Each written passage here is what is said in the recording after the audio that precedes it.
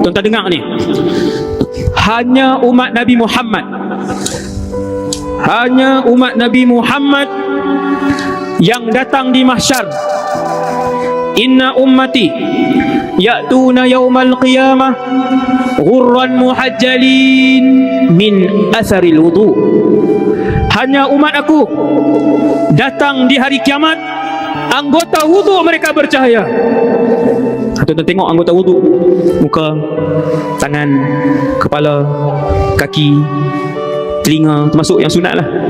Kesemua anggota wudu ini akan mengeluarkan cahaya di mahsyar, sehingga apabila Nabi melihat, Nabi panggil, tangan, mai umat aku, mari ke sini umat aku, mari ke sini kamu umat aku. Dan kita sendiri akan melihat cahaya itu di tangan ni. Kita akan tengok tangan.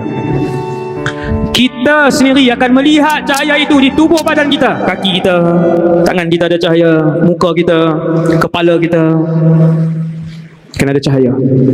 Kesan apa? Kesan wuduk. Maka umat Nabi Muhammad yang tak solat tidak ada cahaya dan tidak dikenali oleh Rasulullah sallallahu alaihi wasallam. Semayang mulai malam ni, solat mulai malam ni. Kerana seseorang itu apabila dipanggil, ibadat pertama yang akan diselidik oleh Allah ialah solat.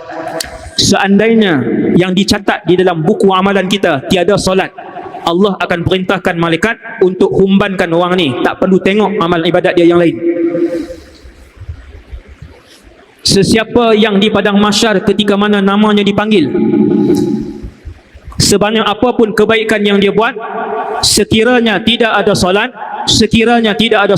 maka seluruh kebaikan orang itu dicampak dan dihumban oleh Allah Subhanahu wa taala. Tak kira. Hati-hati dengan solat.